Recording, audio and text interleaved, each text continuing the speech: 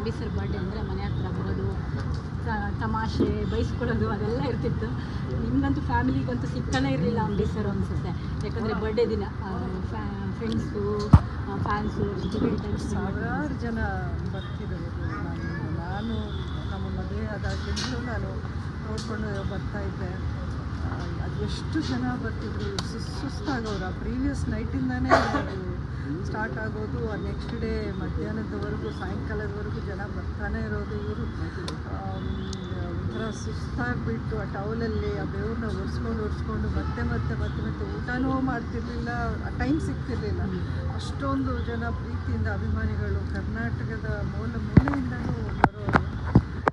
ಅವ್ರ ಮೇಲೆ ಅವ್ರು ಬಯಸ್ಕೊಂಡ್ರೂ ಒಂದು ಆಶೀರ್ವಾದ ಅಂತ ತಿಳ್ಕೊಂಡು ಲಾಸ್ಟ್ ಟೈಮ್ ಆಗಿರೋ ಮಿಸ್ಟೇಕ್ಸ್ ಆಗಬಾರ್ದು, ಸರಿಯಾದ ಒಂದು ಸ್ಕ್ರಿಪ್ಟು, ಅದನ್ನು ಸೂಟಬಲ್ ಕ್ಯಾರೆಕ್ಟರ್ ಬಂದ್ರೇ ಮಾಡಬೇಕು, ಅಲ್ಲಿವರೆಗೂ ಮಾಡಬಾರ್ದು ಅನ್ನೋ ಒಂದು ಮನಸ್ಥಿತಿಯಲ್ಲಿದ್ದಾರೆ. ಉಳಿದಿದ್ದ ಅವ್ರನ್ನ ಕೇಳ್ಬೋದು.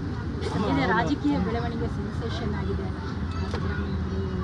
ರಾಜೀನಾಮೆ ಕೊಟ್ಟಾಯಿತು, ಎಷ್ಟು ಡಿ ಕೆ ಶಿವಕುಮಾರ್ ಬರ್ತಾ ಇದೆ ಎಲ್ಲ ರಾಜಕೀಯ ಬೆಳವಣಿಗೆ ಬಗ್ಗೆ ನೋಡಿ, ಬದಲಾವಣೆ ಅನ್ನೋದು ಪಕ್ಷದ ಒಂದು ಆಂತರಿಕವಾಗಿ ಆಗಿರುವಂಥ ವಿಚಾರ. ಚೀಫ್ ಮಿನಿಸ್ಟ್ರು ಬದಲಾವಣೆ ಆಗಿರೋದು, ಯಾರೇ ಬಂದರೂ ನಾವು ಎದುರು ನೋಡೋದು ಒಳ್ಳೆಯ ಆಡಳಿತ ಕೊಡಬೇಕು, ಜನರ ಕಷ್ಟ ಸುಖ ಆಲಿಸಿ ಅವರ ಒಂದು ಪರಿಹಾರ ಮಾಡಬೇಕು ಅನ್ನೋದು. ಈಗ ನೋಡಿದ್ರೆ ಈ ಬೆಂಗಳೂರಿನ ಪರಿಸ್ಥಿತಿ ನೋಡಿದ್ರೆ ನಿನ್ನೆ ಬಂದಿರೋ ಮಳೆಗೇನೆ ಎಲ್ಲ ಒಂದು ರೀತಿ ಎಷ್ಟು ಅವಾಂತರಗಳಾಯಿತು ಅನ್ನೋದು ನಾವು ಕಣ್ಣಾರೆ ನೋಡ್ತಾ ಇದ್ವಿ.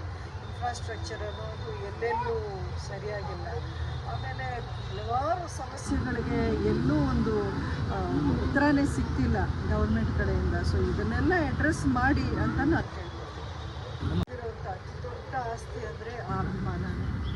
ಆ ಅಭಿಮಾನ, ಆ ಪ್ರೀತಿ, ಅವ್ರು ಬಿಟ್ಟೋಗಿರೋಂಥ ಅವ್ರು ಗಳಿಸಿರೋಂಥ ಹೆಸರು, ಆ ಪ್ರೀತಿ ಇದೆಯಲ್ಲ, ಅದೇ ನಮ್ಮನ್ನು ಇವತ್ತಿಗೂ ಕಾಪಾಡ್ಕೊಂಡು ಬರ್ತಾ ಇದೆ ಅನ್ನೋದು ನನ್ನ ವಿಶ್ವಾಸ. ಅಂಬಿ ಸರ್ ಅನ್ನೋರು ಕರ್ಣ, ನಮಗೆಲ್ಲ ಗೊತ್ತಿರೋ ಹಾಗೆ. ಕರ್ಣಂಗೆ ಅವರ ಪತ್ನಿ ಏನು ಕೊಡ್ತಿದ್ರು ಗಿಫ್ಟ್ ಬರ್ಡೇ ದಿನ? ನೀವೇನು ಕೊಡ್ತಿದ್ರು?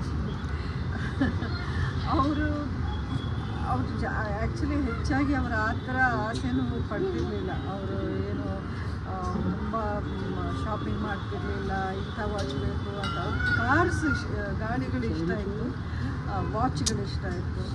ಸೊ ಅದನ್ನು ಬಟ್ ತುಂಬ ಜನ ಅವ್ರ ಫ್ರೆಂಡ್ಸೇನೆ ಗಿಫ್ಟಾಗಿ ಕೊಡೋರು. ಸೊ ಹಾಗಾಗಿ ನಮಗೆ ಅವ್ರಿಗೆ ಕೊಡೋಕ್ಕೆ ಅಂತ ಏನೂ ಇರಲಿಲ್ಲ. ಬಟ್ ಅವ್ರ 60ನೇ ಹುಟ್ಟುಹಬ್ಬಕ್ಕೆ ನಾನೊಂದು ಸ್ಪೆಷಲಾಗಿ ಒಂದು ಚೈನು ಪೆಂಡೆಂಟ್ ಕೊಟ್ಟಿದ್ದೆ. ಅವ್ರು ತುಂಬ ಅದನ್ನು ಇಷ್ಟಪಟ್ಟು ಯಾವಾಗಲೂ ಮಾಡ್ಕೊಳ್ಳೋರು. ಅದನ್ನು ಸುಮಾರು ಯೂಟ್ಯೂಬಲ್ಲೂ ಆ ವಿಡಿಯೋಗಳಿದೆ, ಅವರು ಆ ಚೈನ್ನ ತೋರಿಸ್ತಾ ಇರೋದು. ಅದು ಅವ್ರಿಗೆ ತುಂಬ ಲಕ್ಕಿ ಅಂತ ಅವರು ಫೀಲ್ ಮಾಡೋರು. ಸೊ ಈ ರೀತಿಯ ಒಂದು ಹಲವಾರು ಸಿಹಿ ನೆನಪುಗಳು ನಾವು 1 ವರ್ಷ ಆಯಿತು. ತುಂಬಾ ಈಗ ನಾಟಿ ಸ್ಟೇಜ್ ಒಂದು ತುಂಬ ಖುಷಿ. ಒಂದೇ ಬೇಜಾರು ಏನು ಅಂತಂದರೆ ಅಂಬರೀಷ್ ಅವರಿದ್ದಿದ್ರೆ ಒಂದು ಸೆಕೆಂಡ್ಗೂ ಅವ್ರನ್ನ ಬಿಡ್ತಾ ಇರಲಿಲ್ಲ ಇವನ್ನ. ಯಾಕೆಂದರೆ ಮಕ್ಕಳು ಅಂದರೆ ಅವ್ರಿಗೆ ಪ್ರಾಣ ಅನ್ನೋದು ಎಲ್ರಿಗೂ ಗೊತ್ತಿರೋ ವಿಚಾರ. ಎಲ್ಲರ ಮಕ್ಕಳನ್ನೂ ಅವರು ಪ್ರೀತಿಸೋರು. ಇನ್ನು ತನ್ನ ಮೊಮ್ಮಗ ಅಂತ ಬಂದಾಗ ಅದು ಎಷ್ಟು ಪ್ರೀತಿಸ್ತಾ ಇದ್ರು ಅನ್ನೋದು ನಾವು ಊಹೆನೂ ಮಾಡೋಕ್ಕಾಗ್ತಿರ್ಲಿಲ್ಲ.